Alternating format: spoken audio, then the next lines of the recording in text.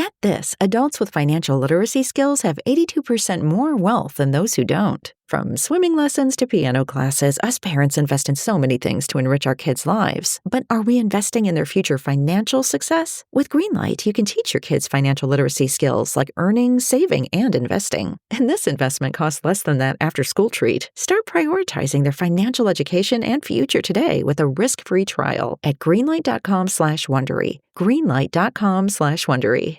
Ryan Reynolds here from Mint Mobile. I don't know if you knew this, but anyone can get the same premium wireless for $15 a month plan that I've been enjoying. It's not just for celebrities. So do like I did and have one of your assistants switch you to Mint Mobile today.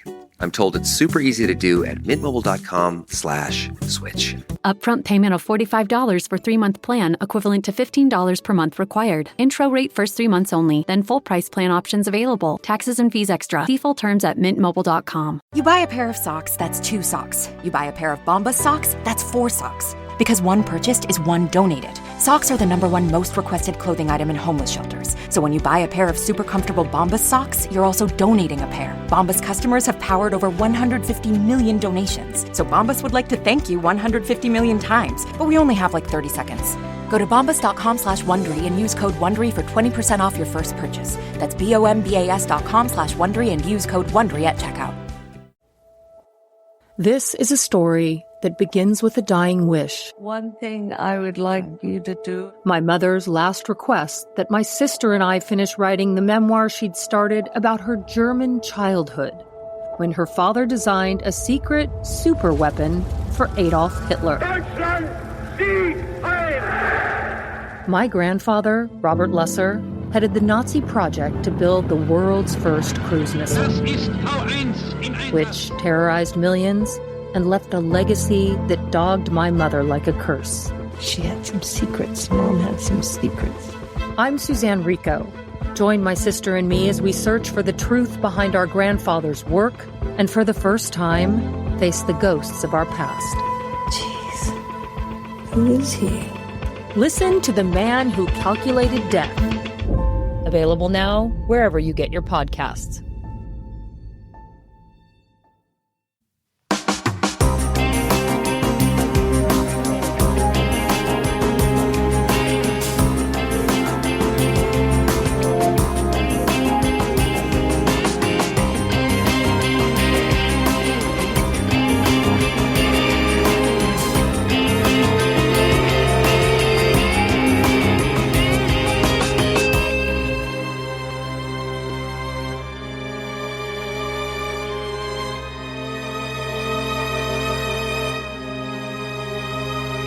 Hello, everyone, and welcome to episode 413 of the True Crime All the Time Unsolved podcast. I'm Mike Ferguson, and with me, as always, is my partner in true crime, Mike Gibson. Gibby, how are you? Howdy ho, neighbor.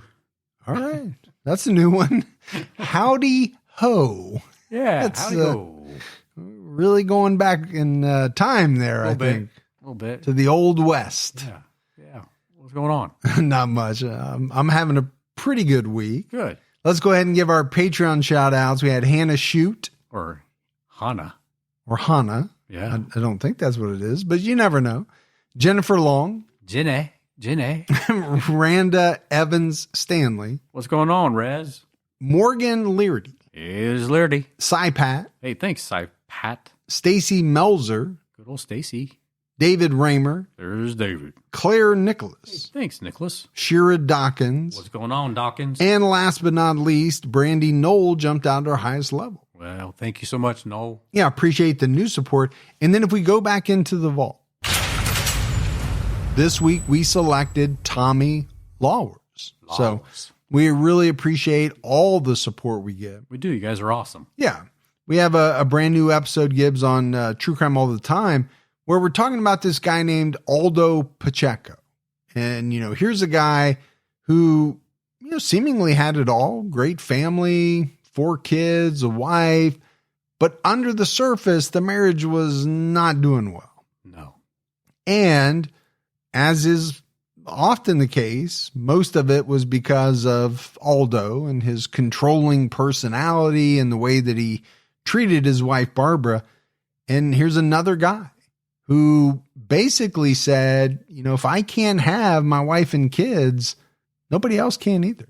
Just such a weird thought. Yeah, it really is. But it's out right now. It's a good episode. Make sure you check it out. All right, buddy, are you ready to get into this episode of True Crime All the Time Unsolved? I am ready. We're talking about a pretty famous unsolved case here, the murder of Missy Bevers. One morning in April 2016, Missy Bevers came to a church in Midlothian, Texas to teach an early fitness class. Missy was unaware that an intruder dressed in tactical gear was already inside. She was murdered inside the church and found by her students soon after.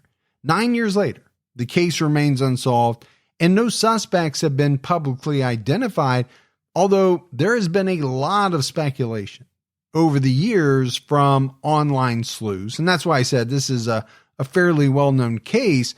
It's one of those cases that, the online sleuth community continues to look at. They do. Continues to talk about, to speculate on.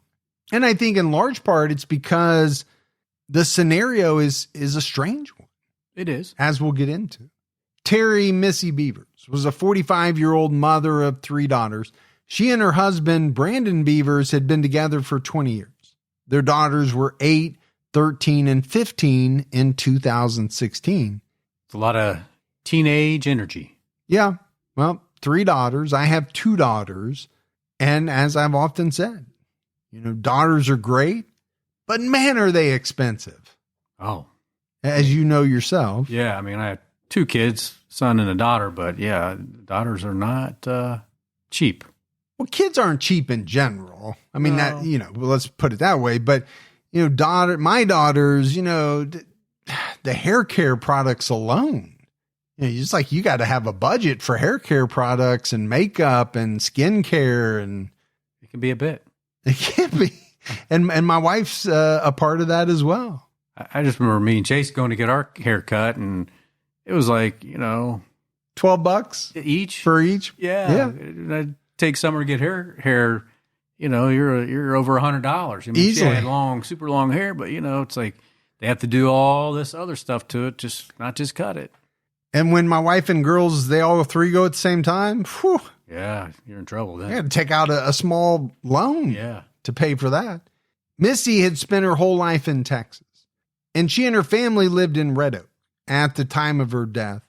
So that is, something that's interesting is both of our episodes this week, both on True Crime All the Time and on True Crime All the Time Unsolved, occur in Texas. Texas. It is a big state. It is. And you know what they say about Texas? Everything's bigger in Texas, Yes. which would include true crime, I guess, right? Missy had previously been a teacher who worked with students with special needs. She was passionate about sports and exercise and became certified as an instructor for Camp Gladiator, an outdoor fitness program in 2014.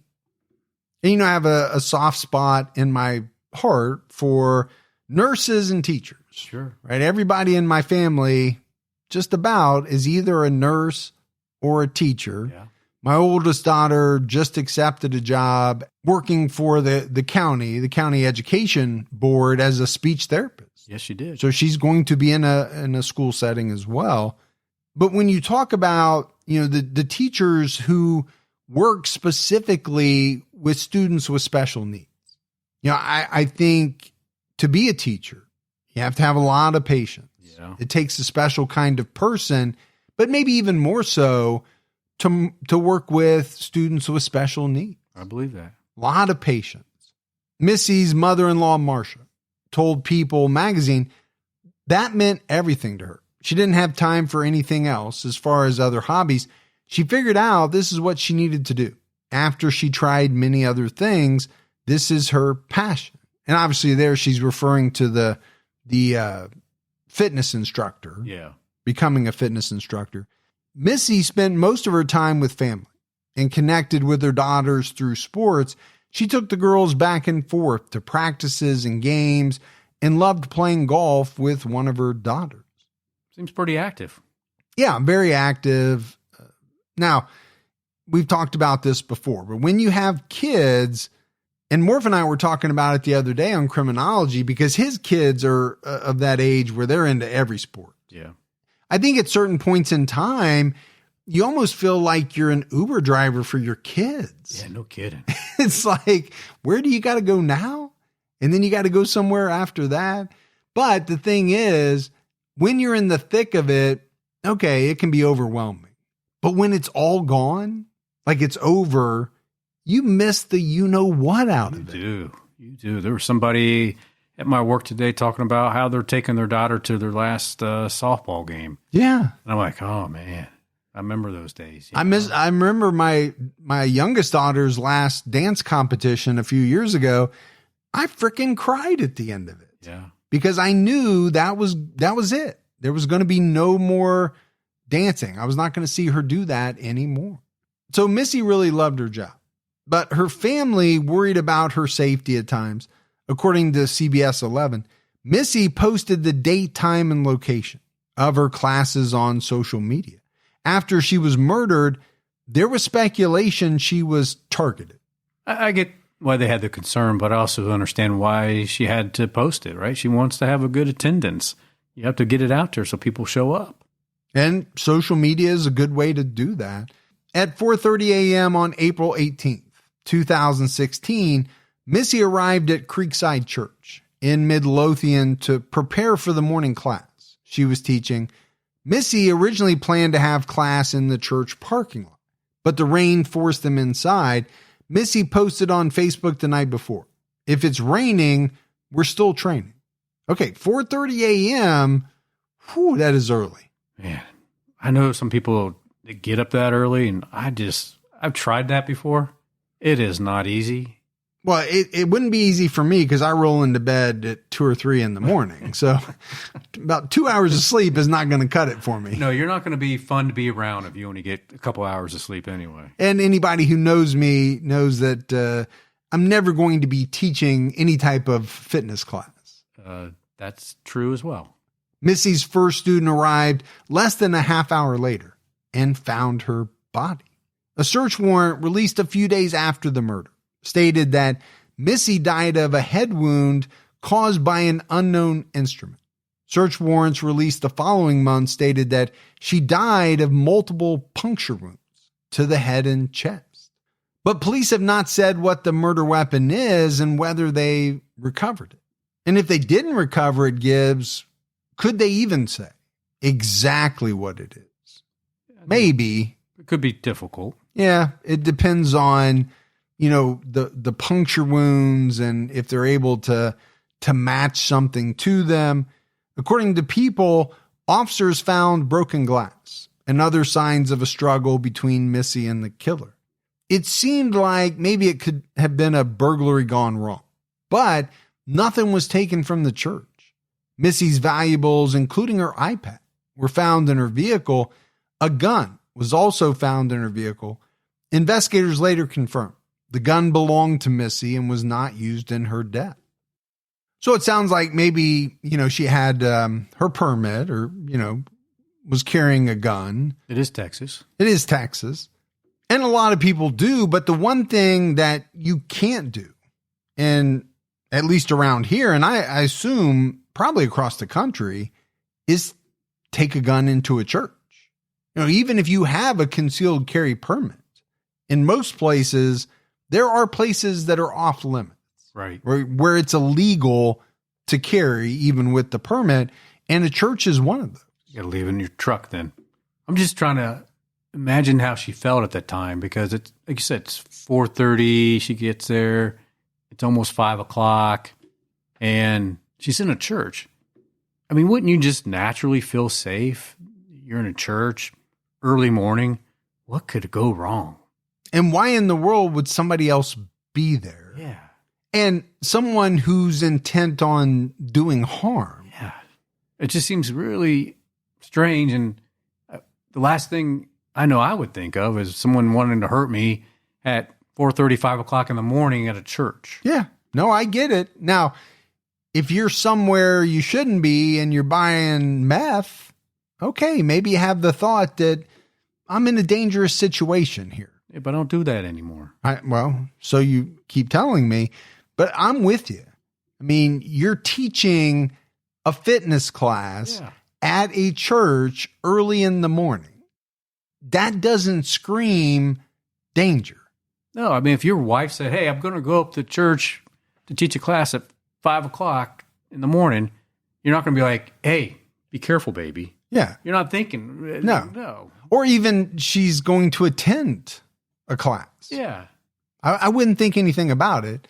I'm definitely not getting up to see her off either, but we all knew that. But I'm not going to be worried the night before. At the time, Missy's husband, Brandon, was on a fishing trip in Biloxi, Mississippi. He received a call from one of Missy's students who told him there was a robbery and Missy was no longer with us. It took him 8 hours to get back to Texas. Should you imagine hearing that? No, I really can't. I feel like your whole world would just come crashing down in that moment. In that 8-hour drive home. Toughest drive of your life. Yeah, it would feel like 2 days probably. Couldn't get home quick enough. But the problem is, you know what's waiting for you when you get there. Yeah. And the fact that you're going to have those conversations with your daughters. Yeah, it's going to be tough all the way around. Soon after the murder, the police released security footage from inside the church that showed a person dressed in SWAT-like tactical clothing, vandalizing the building for about 30 minutes before Missy arrived. The suspect was first captured by motion sensing cameras. Inside the church at 3:50 a.m., the suspect used a pry bar to smash glass and open a side door at the church that did not have an alarm. Outside surveillance cameras at the church weren't working at the time of the murder. And that's a shame, always is, in any case where a building has cameras, but they're not operational. So frustrating. It is frustrating. And also, what do you make of the fact that, the side door doesn't have an alarm? Well, are they really all that worried about the church being broken into? I don't know what somebody would be breaking into a church to steal. Now, there's money that's taken up in the collections, but is it just lying around the church? I assume that it's probably taken by someone and taken to a bank or something. I can't imagine it's just laying around. And if it is there, I'm assuming they have a safe they put it in until they can take it somewhere. Yeah. In the video, the suspect walks around the building, opening doors as if they're looking for something. But the security footage is pretty poor quality. And you've got this person in bulky clothing. Investigators are unable to confirm whether the suspect is a man or a woman. The suspect was wearing an article of clothing that had the word police printed on the front and back, as well as a helmet that concealed their face. Their estimated height is about 5'8". They have a unique walk with their feet kind of turned outward and more predominantly kind of on the right foot. Like a duck walk? I wouldn't necessarily go that far, but maybe duck walk. But yeah, it is kind of a strange, unique walk. I mean, clearly they knew cameras were on the inside of the church. If they came in with the headgear to hide their face. Yes. Yeah, I agree. I really, want to talk about this estimated height, 5'8". I think that is what is kind of throwing people about, well, could this be a man? Could this be a woman? Tom really, Cruise. It could be either. Yeah, it could be Tom Cruise if he was standing on a pallet of sugar. I forget how much you hate Tom Cruise. No, I don't hate Tom Cruise at all. I really don't. But 5'8" is kind of this strange height. Yeah, it reaches both arenas, right? Yes. Now, if you said the person's estimated to be 6'2", are there women who are 6'2"? Yeah, absolutely there are. But there are a lot less of them. Right. It really narrows things down. 5'8", there are men who are 5'8", there are women who are 5'8". Now, if you said the estimated height was 5'1", it probably narrows it down the other way. Sure does. You're probably thinking more female than male, unless Tom Cruise is in doing a movie. And then it could be. And it could be him. I don't know why I say stuff about Tom Cruise. I like most of his movies. I don't know about him as a person or what he's into, but I like his movies. Well, and he loves the podcast. He listens all the time. Oh, he does. Yeah, he emails in all the time. Why do you keep talking about my height? I know. Why does Gibby not remember that I'm in this movie or that movie? According to one search warrant, as reported by the Dallas Observer, in certain portions of the footage, the suspect appears to have what has been described as a feminine sway or walk. Well, sometimes that sway can give it away. Or is it somebody who wants you to think that this is a woman? The footage also indicates that the suspect has a distinct walk that is indicative of some type of injury, which affects the right leg or foot. And this is probably why, it appears as though they're walking more so on the right foot than the left. But here again, I do think this is what has fueled a lot of the ongoing speculation about this case. When you're thinking about possible suspects, you have someone who's completely covered. You can't tell for sure whether it's a male or a female. It really opens up your population. It does. Makes it difficult to limit. Folks, once the temps started rising, I realized I was back in the same worn out rotation. Same shirts, same shorts, same everything. So I gave my daily uniform an upgrade with Quince. Their pieces are easy, elevated, and somehow make me feel more put together without even trying. Like 100% European linen shorts and dresses from $30, luxe swimwear, Italian leather platform sandals, and so much more.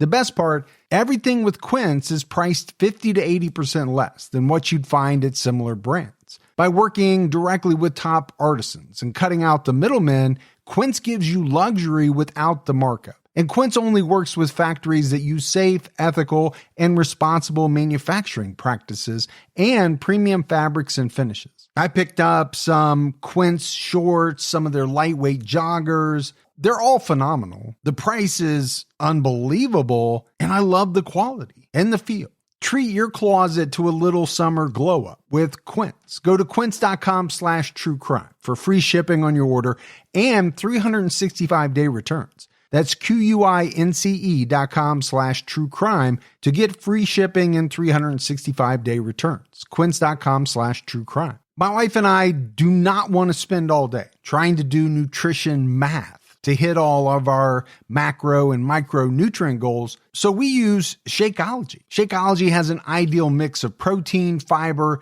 pre- and probiotics, and vitamins and minerals, so you don't have to do nutrition math. It's covered. Shakeology is right for us because it meets our goals and it's so easy to use. And it tastes delicious. It's the original superfood shake with over 1 billion servings sold. Shakeology supports healthy digestion and energy. It helps curb cravings. It's a complete nutrition supplement. And it has only the good stuff with 0 grams added sugar, no artificial sweeteners, preservatives, or colors, and only 140 calories. So you're getting the high-quality protein and superfoods without all the junk and fillers. Shakeology all-in-one nutrition shakes are a great deal right now with free shipping and a free shaker cup, plus more discounts. Check it out. You've got to try these shakes. Go to Shakeology.com and get 15% off with code TRUECRIME. That's Shakeology.com, code TRUECRIME for 15% off. Missy drove into the church parking lot at 4:16 a.m. She walked into the church at 4:20 a.m. The cameras did not capture the attack. Missy's first student arrived at the church at 4:35 a.m.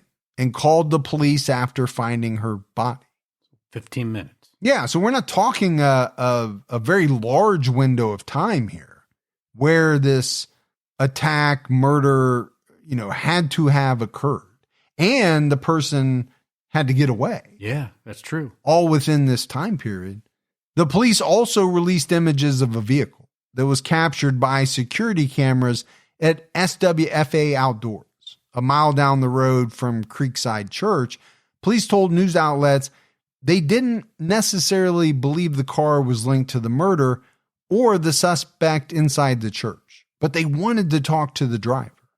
The car has been described as a 2010 to 2012 Nissan Altima or a 2010 to 2012 Infiniti G37. I get it, right? You don't know for sure that this car was driven by the suspect, but you're seeing the car at that time. Well, absolutely, you want to talk to that driver. You do. Because even if they're not the suspect, could they have seen something? And I would want to know, why were you out that early in the morning? And I would tell you, none yet. Hours before the murder, cameras captured the vehicle driving around the business parking lot, turning its lights on and off. The driver parked briefly before leaving. And to me, all right, it's a little suspicious. It is. It's not something that most people just do. It's going to raise some questions. Yeah, I mean, you have the time, right? Very early in the morning.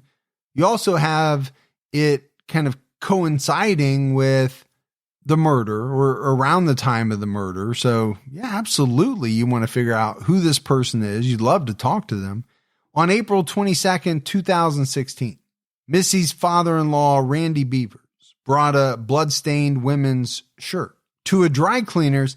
He said the stain was animal blood. The clerk called the police later that afternoon and noted that it looked like someone had attempted to clean the stain. Well, look, if I had a shirt of mine or somebody else's that had blood on it, I would try to get it out first. And if I couldn't, if it was like a really good shirt, then I would take it to the dry cleaners and see if they can do anything with it. I don't know, maybe I got some blood from some meat I'm cooking. Mm-hmm. Yeah. And I couldn't get it out, so now I take it up to Steve's dry cleaning service to see if they can get it out. But all the other shirts that you get blood on, you just throw those away, right? Burn them. But you know where I'm getting at here. So if this shirt was connected to the murder, and let's say police thought Randy was somehow involved, that would be a pretty dumb move. Really stupid. To bring that shirt into a dry cleaner. Just get rid of the shirt. Yeah, why would you want that even to be out there? The police obtained a warrant and seized this shirt for additional testing. That day, Brandon and his father held a press conference and explained that the blood was from a dogfight. Brandon added, as quoted by the Dallas Observer, "The reason we're here today is because I wasn't really sure if the Midlothian PD were going to elaborate on the story. I wanted to make sure we get over and put this fire out pretty quick." A source told WFAA that Randy Bevers' dog got into a fight with another dog and blood transferred onto the clothing when the fight was broken up. Randy's vet confirmed the story. WFAA reported that Randy's dog died from its injuries. So that's sad. It is sad. Obviously. But it also, explains the transference of blood. You have the vet who's confirming the story, and the dog died. And it seems to all line up. Yeah, and I can see why they want to get out in front of that. If the police aren't going to tell the full story, people are going to speculate. And they're going to speculate that Randy and or Brandon might have had something to do with Missy's murder. Yeah. And who wants that when you're already grieving the loss? Misty's sister-in-law, Christy Stout, also went on record to explain that Randy and his wife came to Texas from California shortly after the murder and brought their pets with them. A few days later, her dog killed a family pet. A few weeks later, news outlets reported that lab testing confirmed the blood on the shirt was not human. But again, right, a few weeks later, there's a lot of speculation that can run rampant in a couple of weeks. Especially on social media. Especially in this, digital age with social media and all of that. people are not hesitant to point the finger with very little evidence, unfortunately. Yeah, if it makes sense in their mind that, it could have been because, we have the shirt with blood. On May 5th, 2016, the police released search warrants that provided additional details about the investigation and suggested that authorities believed Missy might have had contact with the killer. Police looked into several LinkedIn accounts so they could read conversations Missy was having, as she frequently used the site. I know you use LinkedIn a lot. I'm LinkedIn. Constantly looking for a new job, I assume. No, if my boss is listening, I am not. I used to use it quite a bit when I, worked, and have not used it since 2018, although I guess I'm still registered because I get emails all the time. Someone trying to be your, I forget what they call them. Contact or whatever. Yeah. Investigators also requested over 7 weeks of phone records from Missy and 8 other what they called target numbers that may have been in contact with her leading up to the murder. According to local news outlets WFAA, these numbers were obtained through tips from the public based on the surveillance video. So, the police are working it, right? Obviously. Yeah. You're going to want to look into Missy and people she knew, people she was having conversations with. Did someone have a problem with her? Was she targeted? And why? Besides Missy, the target numbers included her husband Brandon's 2 numbers, her father-in-law, and her mother-in-law. The remaining 5 numbers belonged to family friends, including an instructor through the Camp Gladiator fitness program and his wife. Another man told CBS 11 his daughter was close with one of Missy's daughters, and his wife's number was also listed. Those who spoke to CBS 11 said they didn't know why they were included and had not communicated with Missy in the days before her death. Well, they were included probably because their number pulled up on the account. Or, as we said, right, tips were pouring in about the surveillance video. At this point, police are going to have to check into everything they can. I don't blame them for that. I think they're actually doing their job. Now, if you're one of those people and you're being questioned or looked at because your number is on this list, well, you're not going to be real happy. No. I get that. Nobody wants to be thought of as even possibly being connected with the murder of this woman. Nope. In one warrant, the police stated they believed one suspect may have been in contact with any of the target numbers in regards to the murder, possibly confirming updated workout times Missy posted on social media. However, sources told WFAA they investigated all 8 individuals and did not consider them suspects. So that's good that they come out and say that. We don't know how long it took. And again, if that takes weeks and information comes out about who any of these 8 individuals are, the speculation's going to run rampant. It will. But now it seems like they're at ground zero again. Yeah, they've got the surveillance video of the car. They don't really have much on that. This list of phone numbers hasn't gone anywhere. According to the search warrant, a friend told the police that a strange man messaged Missy days before the murder, and they thought the message was creepy and strange. The warrant also revealed that text on Missy and Brandon's phones showed ongoing financial and marital struggle and relationships external to the marriage. Okay, I think when you're looking at someone who's been murdered, obviously, as everyone knows, the significant other is going to have to be looked at and eliminated. Yeah. First and foremost, in many instances, when you have evidence of, ongoing financial and marital struggle, and then on top of that, it's revealed there could be some relationships outside of the marriage. Well, now you got some motive. Absolutely. The police looked into another person of interest they believe was having flirtatious and familiar conversations with Missy. Familiar. That's a broad word. Yeah, but in this context, flirtatious and familiar. So you can be flirtatious and not really know anybody at all. Yeah. Right? You could walk up to somebody in a bar and flirt with them. But when you use the word familiar along with it in relations to a text message, to me, that means that the person was known. These two people knew each other. They were familiar with each other and they were flirting. Maybe both sides, maybe just one side, but they knew each other. So in a sense, a little bit more intimate. Yes. Yeah. It didn't seem to be maybe unwanted or one-sided. Now, maybe I'm reading into it there, but that's kind of the way I take it. So not like when I walk up to somebody when we're out at some strange bar and I just go, "How you like these apples?" Yeah. When I flirt like that. Yeah. And they look at Which me is strange. Just a terrible pickup line. I got to be honest with you. It worked for Matt Damon. No, it didn't. He told that to the guy. Oh. After the guy struck out, but he got Minnie Driver's phone number.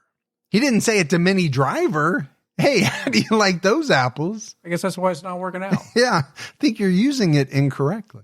In May 2016, it was also announced that experts with the NYPD were brought in to assist with analyzing pings from local cell towers in hopes of identifying the killer's electronic footprint. The NYPD has been known to use tracking devices called stingrays, which mimic cell towers and can mine data from phones. And I know I've said it before, this stuff to me is absolutely fascinating. The digital footprint left by someone.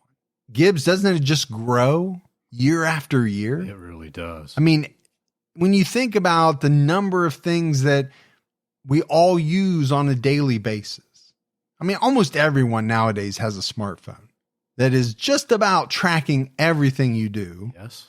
Many people are also wearing watches, Apple Watches, Garmin's, you name it. Another tracking device. And if you have a Siri's listening to everything. Yeah. And my Amazon Echo thing is listening to every word I say. It knows what's going on. I do think it's funny that every time you leave, the Echo says, "Boy, I'm sure glad that man is gone." That's just rude. Yeah, she didn't like how you like those apples either. No. In an interview with People, Missy's mother-in-law, Marcia Tucker, said that the revelation that Missy was exchanging messages with someone else knocked us down a little bit. And I get it, right? Someone is killed, murdered. Well, in the wake of that investigation, Gibbs, could there be some things that come to light that, it's going to throw the family a little bit? Maybe that person was doing something that you wouldn't have believed they were doing. Yeah, unfortunately, you're going to see that from time to time. It can happen, right? Now, does it mean in any way that she should have been murdered? Absolutely not. But what it does mean is that it could be very tough on the family to find some of these things out that police might uncover. Marcia said she was unaware of any problems with the couple, noting, as bad as it is on the girls, especially the older ones, for Brandon to lose his wife to murder and then find out about the flirtatious remarks to other people has got to be devastating to him. Enough's enough here. Yeah, it's compounded, I'm sure. Yeah, you've got a lot of grief. You've lost your wife, and then you later find out that, maybe your wife was texting with another man or other men or whatever it turns out to be. Marcia did add, we know she wasn't perfect. None of us are perfect, but we love her no matter what. And I get that, right? I don't think you and I can sit here and say, and I don't think anyone listening can say, we're perfect. We've never done anything that we shouldn't have done. Now, I'm not saying we've killed people or anything like that, but everyone makes a mistake. It's human nature. Or people do things that they look back on and they say, I wish I hadn't have done that. That probably wasn't the right thing to do. Or I yelled at that guy at Best Buy because he took my parking spot, which I did do that one time. And I felt bad about it later on. No, you didn't. I really didn't. I should have, but I don't have that in me because he did wrong. You don't take a person's parking spot when that person, being me, has the blinker on before that guy even gets there. To be fair, though, he was the employee of the month, and that's where you were trying to park. No, he was not. He did get yelled at for about 20 minutes, me walking 2 feet behind him throughout the Best Buy until he finally had enough and left. And my wife was so mad at me for like a week. I bet she was. She said, you embarrassed me to no end. But that was young me. Older, wiser me doesn't do stuff like that. Mainly because I don't want to fight at my age. Back then, I did want to fight. Yeah, you didn't care. I didn't care. Marcia described Missy as a tenderhearted person and discussed her final communication with Missy. Shortly before her death, Missy traveled to Austin for a work event. She thanked her mother-in-law for taking Brandon to his minor surgical procedure and told her she loved her. And this is something that we've talked about before. You think about this final conversation that you have with someone who then later ends up being murdered. That's gonna be seared in your mind. It will be forever. In October 2016, the police said they were surprised. The suspect inside the church remained unidentified 6 months later. Well, you think all that video footage they had, even though the person was covered up, but then you also have the footage of the vehicle outside. I mean, that's a lot of footage. Yeah, you have the distinctive walk. Yeah. You kind of figure somebody might recognize the walk and call in a tip. But I kind of think a lot of times police are always surprised that, 6 months goes by and they can't solve the case. But obviously we know it happened. The police have followed up on thousands of tips over the years, but unfortunately none of those leads have panned out. A year after Missy was murdered, Assistant Police Chief Kevin Johnson told WFAA that there were a few lingering people of interest. No one has been publicly ruled out as a suspect, including Brandon Bevers, although Johnson said Brandon had been all but cleared and was no longer considered a person of interest. All right, it seems to be a little conflicting there. Slightly. just a little bit. I mean, tough, if you're Brandon, right? You lost your wife. And the police are saying, we've all but cleared you, but we can't publicly rule you out as a suspect. And I would say, why is that? You knew I was fishing. That's my alibi. Well, do they mean it in the sense that maybe they know he couldn't have physically committed the murder, but could he have had a hand in putting it together? It could have. I don't know. I don't know what they mean when they say that. Johnson also said there's a lot of split opinions on the case, whether the killer was familiar with the church, whether the killer was familiar with her schedule, whether she was targeted or not, or whether it was random. Some people believe it may have been a burglary gone bad. And then some people are adamantly against that theory. Some people see a woman in that video. Some people see a man. And again, this is why, so many people are fascinated with this case. There's a lot here to debate and discuss. And these are the types of cases that, online sleuths love to go back and forth on because it's not cut and dry. Yeah, what was the individual there early to rob the church, or were they there early to make it look like they were robbing the church so that conveniently they ran into her and killed her? And then the whole, is it a man? Is it a woman? 5'8"? It could go either way, but that walk looks like a woman, or is it a man trying to look like a woman on camera to throw people off? Yeah, the burglary gone wrong, that is a tough one for me. Because number one, I don't know what they're there to steal unless it's money, right? Tithings to the church. I mean, the one thing that we haven't really talked about is the fact that this was a Monday. So it was the day after Sunday services. Would somebody think that, okay, that's the day or the time early in the morning where the money would be there? Yeah, the banks haven't opened yet. We have all the till from Sunday services. It's got to be somewhere in this church. Yeah. So, I mean, I guess that's a possibility. And then in that scenario, Missy was just in the wrong place at the wrong time. If not, then you have to believe she was targeted. Missy's case received international attention. While it's generally considered a positive thing for an unsolved case to get that much coverage, it can also lead to a lot of online speculation. And that's true, right? The bigger the case, the more online chatter and speculation. You know, you think JonBenet Ramsey. Oh, yeah. What case has probably generated more buzz and more speculation and chatter online than that one? But it's also received probably more attention than any other online case in recent memory. At first, Missy's family did several interviews, but they became hesitant to speak out because of false accusations and rumors on social media. And I think that's where social media really works against the investigation. You know, as we talked about, people are very quick to point the finger without much evidence, right? It's not a court of law, social media. You can point the finger at people. You can speculate that this person killed somebody for this reason. Now, you got to be careful. There can be ramifications, libel or, you know, something like that, but it doesn't stop people. It doesn't.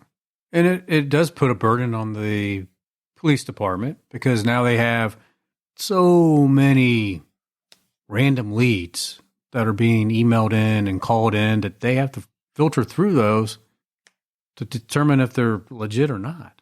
Well, and also in this case, you had the family who seemed like they were talking. They were being cooperative, but maybe became less so because of all this social media stuff.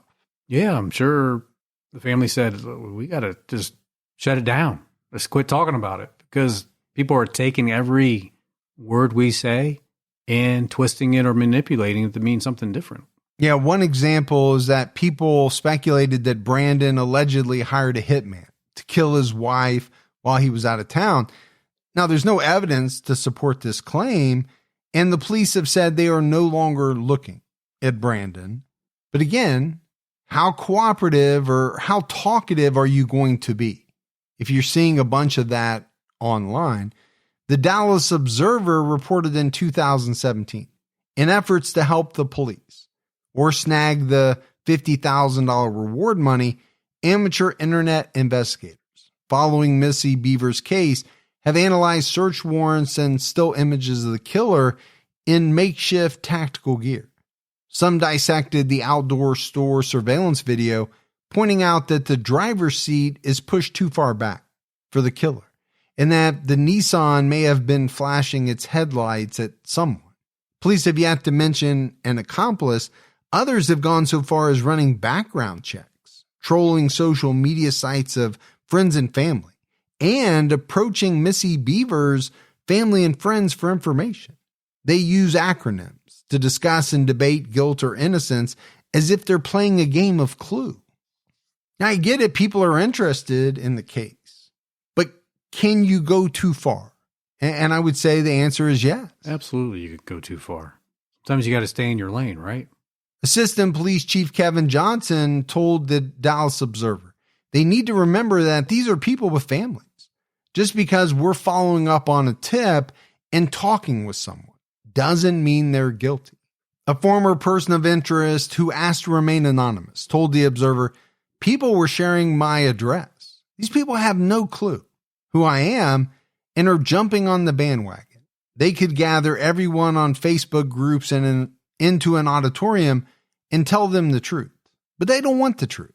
They just want to crucify somebody. And I'm not painting everyone with that brush, but I'm sure there are a lot of people who do want that. Yeah. Yeah. There's some nasty stuff on the internet. Let's just be real. I mean, social media, love it, but it also can be negative too. It can be very negative. It can be hateful. It's amazing what people are willing to say on social media, certain things that they would never say to a person's face, right? But they feel safe in saying it because they're behind the computer. People also accused Brandon's father, Randy, of being involved and compared a photo of Randy at a golf course to a still image of the suspect inside the church.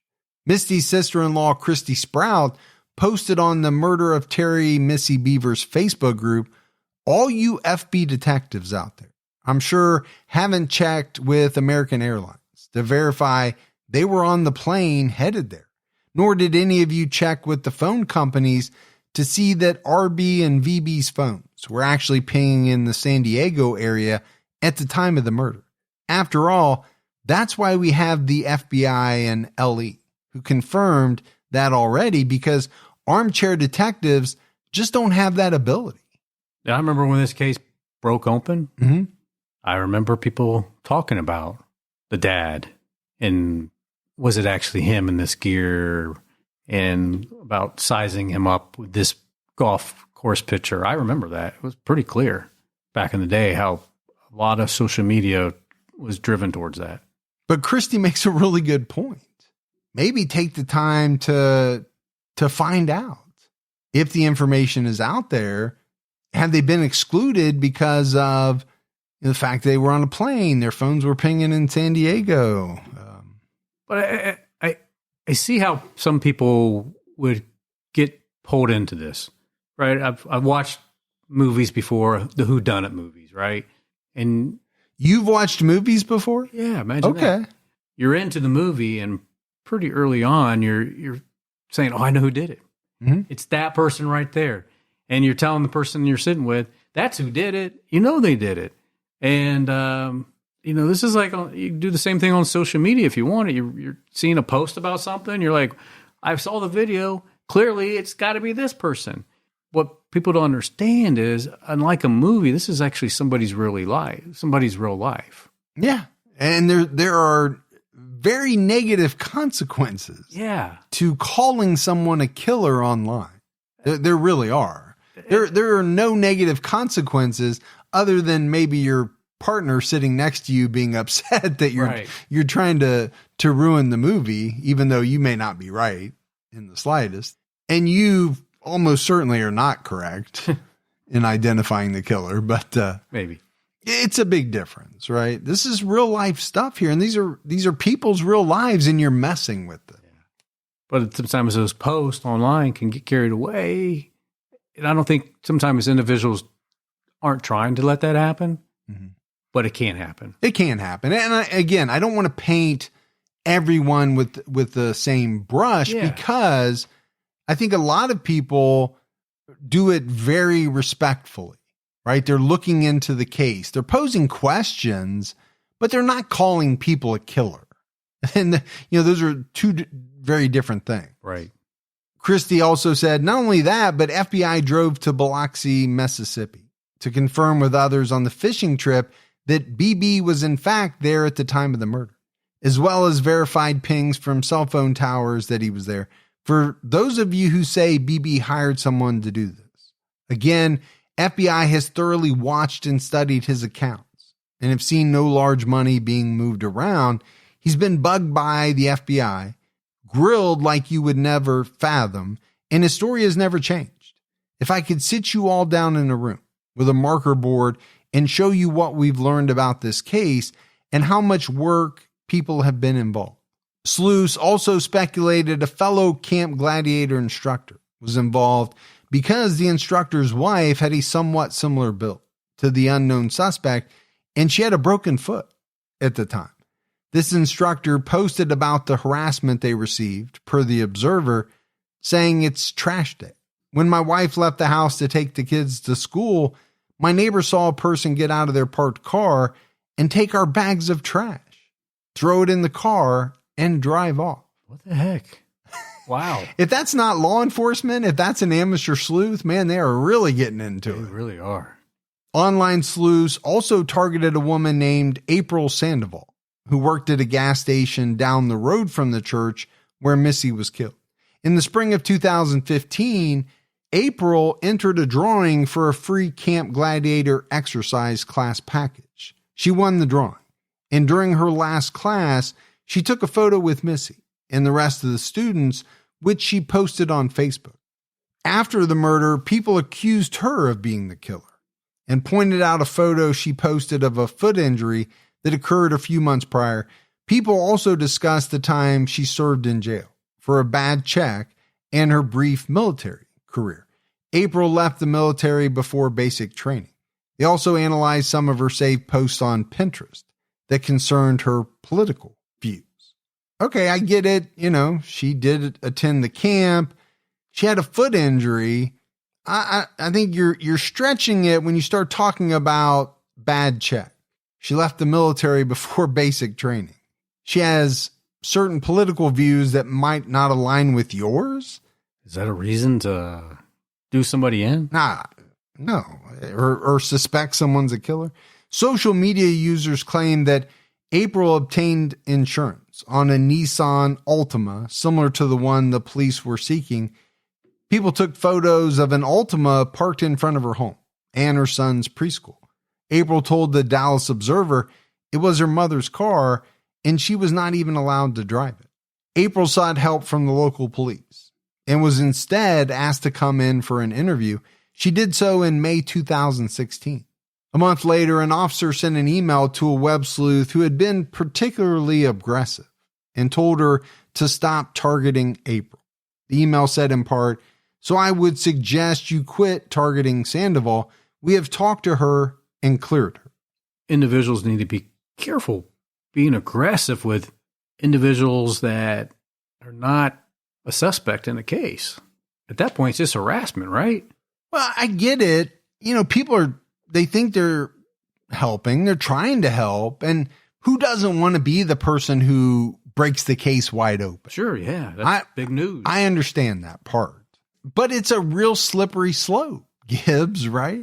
And I do think, like I said, most people, especially the people who have been doing this a long time, they do it in a way that is as respectful as they can be. They know what the line is and they don't cross that line.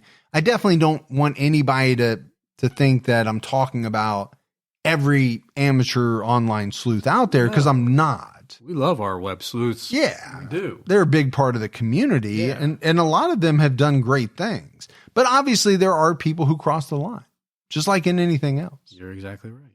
In 2021, Brandon Bevers spoke to WFAA about the case. He said that at first he wanted to believe it was a random act.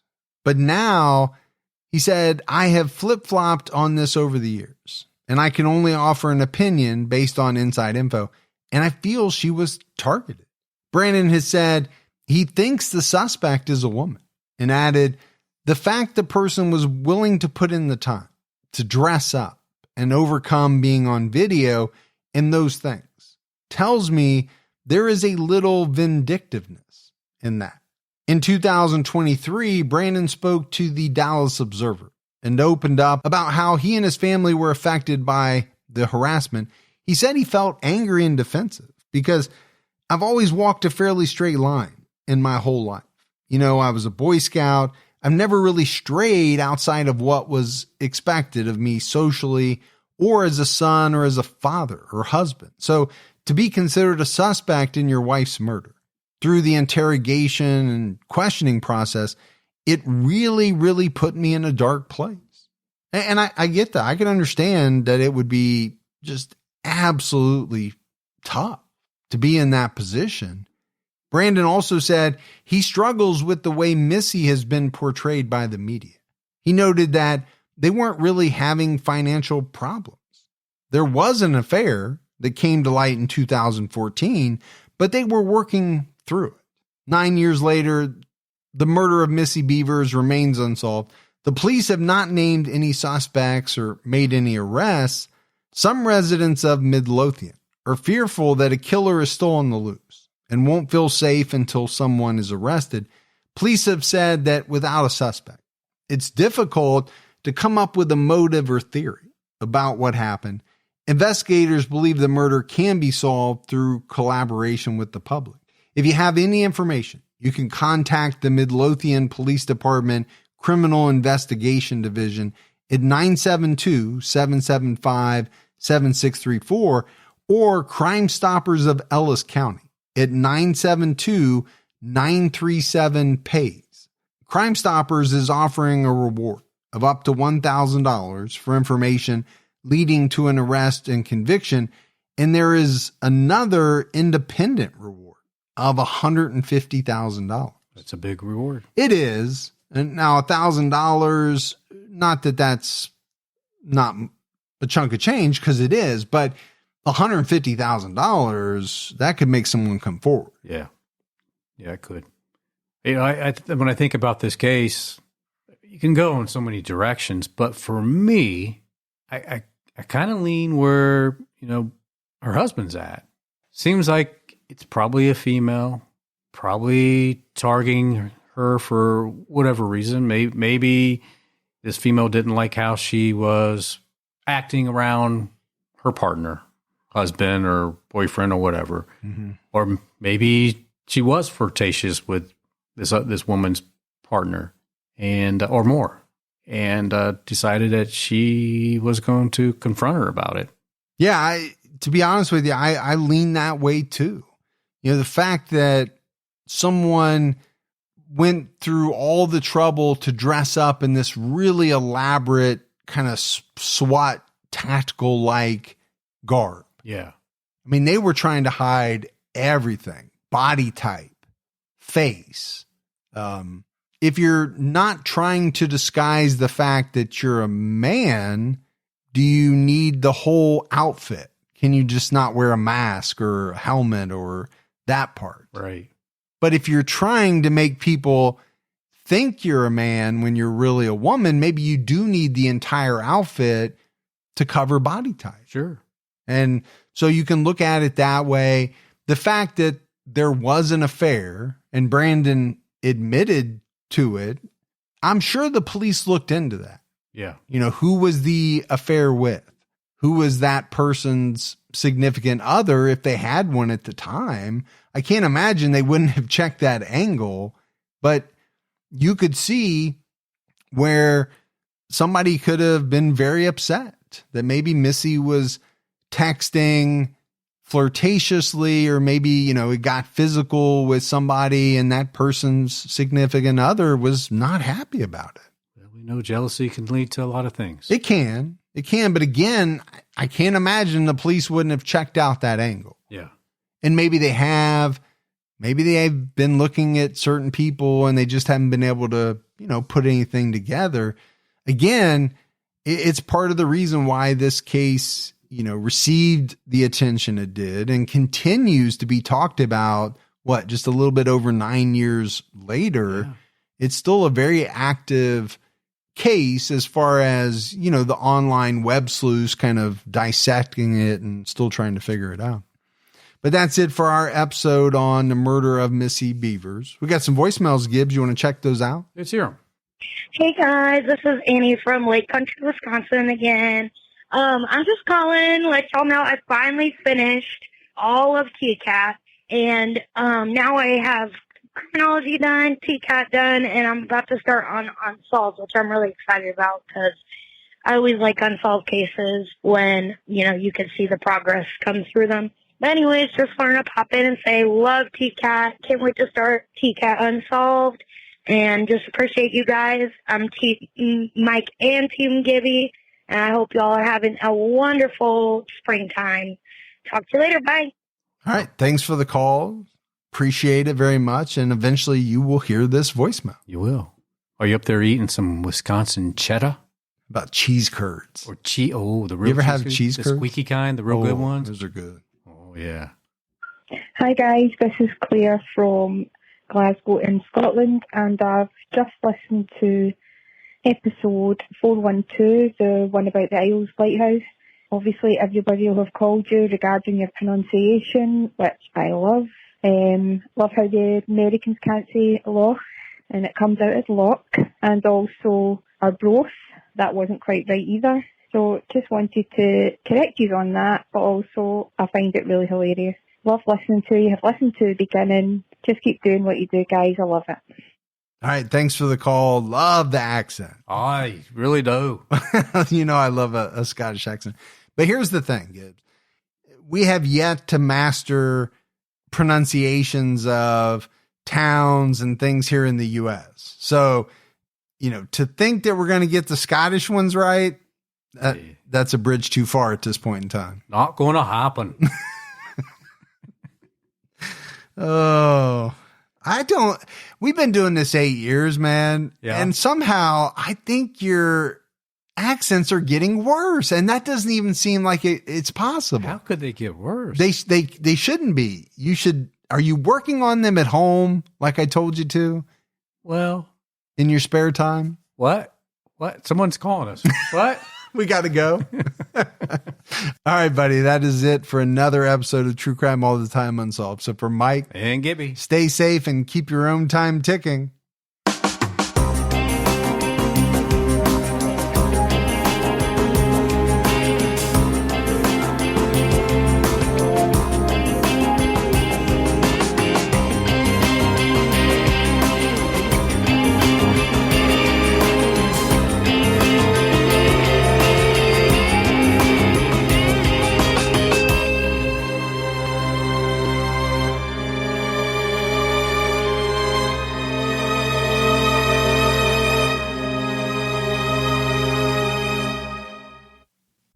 Are you looking for your next case? Pluto TV has all your favorite crime dramas streaming for free. You're gonna need some backup. Which means suspense is free. Very cool. Watch CSI New York, Criminal Minds, Blue Bloods, Tracker, FBI, and SWAT all for free. You can't outrun this. Someone is gonna pay for all this crime. But it's not gonna be you. Take care of business, fellas.